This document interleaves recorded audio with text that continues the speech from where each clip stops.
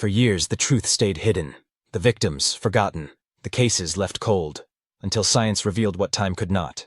She lived for decades under a name that was never hers. She had no idea she'd been abducted, no idea her real identity had been lost for 30 years. Until DNA cracked the mask and revealed a second mystery no one saw coming. She had a family, a job, and a history. At least she thought she did. When she took a consumer DNA test, she wasn't searching for anything unusual. Maybe some ancestry, a few family connections. But what she got was silence. Her DNA didn't match anyone. No cousins, no siblings, not even parents. It was as if she'd been born out of thin air. Years earlier, back in the 1980s, she had lived with a man named Gordon Jensen. But Gordon Jensen wasn't his real name. He was actually Curtis Kimball, a convicted felon with a disturbing history. In 2002, Kimball was arrested for DUI, and when police ran his prints, they discovered he had a long record and had once abandoned a young girl at an RV park in the 1980s. That girl was Lisa. She was around 5 years old at the time, found wandering alone and confused.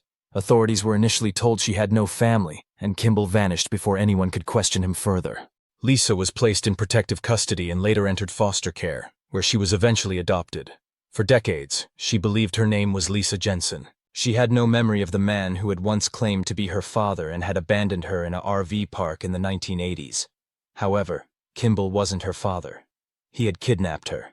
Curtis Kimball was more than a liar. He was a phantom, weaving through towns under fake names, leaving behind confusion, grief, and sometimes bodies.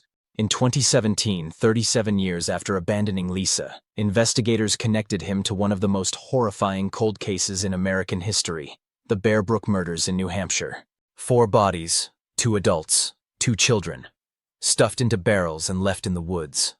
Hunters stumbled on the first in 1985, a rusting metal drum deep in the woods, split open to reveal the skeletal remains of an adult woman and a young girl. It took 15 years before the second barrel was discovered, even though it was just 100 feet away, hidden in plain sight. Inside, 2 more children. For years, no one knew who they were, or who had killed them. But DNA eventually revealed the woman and 2 of the children were related. A mother and her 2 daughters. The 4th girl was unrelated by blood, but somehow connected. It was only through DNA and relentless investigation that the horrifying truth emerged. A man named Rasmussen had killed a woman and at least 3 little girls, and then vanished again, as he always did. Investigators believe Terry Rasmussen murdered the woman, Marlise Honeychurch, and her 2 daughters, Marie Vaughn and Sarah McWaters. The 4th girl, who remained unidentified for years, is now believed to have been fathered by Rasmussen with a different woman. She too was killed. Though the exact method of murder was never definitively proven, authorities believe Rasmussen likely killed the victims through blunt force trauma. He then stored their remains in barrels to conceal them, moving and hiding them as he changed identities and locations. As for motive, Rasmussen, who was really Kimball, was controlling, violent, and manipulative. He formed relationships with single mothers, isolated them, then made them disappear. Investigators suspect the killings were about dominance, control, and eliminating anyone who could reveal his lies. The barrels were a time capsule of terror, hidden by a man who lived under masks, and who took the real name of a little girl as one more secret to bury. Kimball, also known as Bob Evans and several other aliases, was the prime suspect. He had killed before, he had hidden children, and now, it seemed he had stolen a little girl's entire identity. In 2019, genetic genealogy helped Lisa discover her real name, Dawn Bodden. Genetic genealogy works by uploading a person's DNA to public databases like GED Match, where it can be compared against thousands of other profiles. Even distant cousins, 3rd or 4th degree, can help build out family trees. In Lisa's case, those distant connections formed a genetic puzzle. Piece by piece, investigators worked backwards, tracing branches, surnames, and geographic trails. Slowly, her identity began to emerge, not as Lisa Jensen, but as someone else entirely. She had been born in 1975 in Manchester, New Hampshire. But her mother, Denise Beaudin, vanished in 1981. Around the same time, Rasmussen disappeared with her. To this day, Denise has never been found. Lisa grew up with no memory of the abduction. When she discovered her true identity decades later, the emotional weight was staggering. Interviews revealed her shock, grief, and confusion as she processed the fact that her entire identity had been stolen.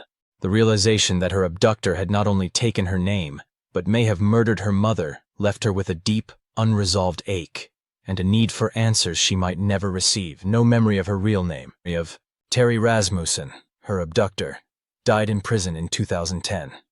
He was serving a sentence for the 2002 murder of Unsoon June, a woman he had been dating in California. He killed her, dismembered her body, and buried it beneath a pile of cat litter in his basement. That murder finally brought him into custody, but by the time investigators realized the full extent of his crimes, including his connection to the Bear Brook murders, it was too late. Rasmussen died before facing justice for most of what he had done. He never admitted what he did, and he never revealed what happened to Denise. Lisa, now Dawn, got her identity back. Since then, she is connected with biological relatives and worked closely with law enforcement and genetic genealogists to piece together her past. One monster, many names, and one mother still missing. Some mysteries are solved with DNA, some are just opened wider. This is Decades in the Dark, where science brings the past to light. Subscribe for more stories where the truth takes decades to find, and justice never expires.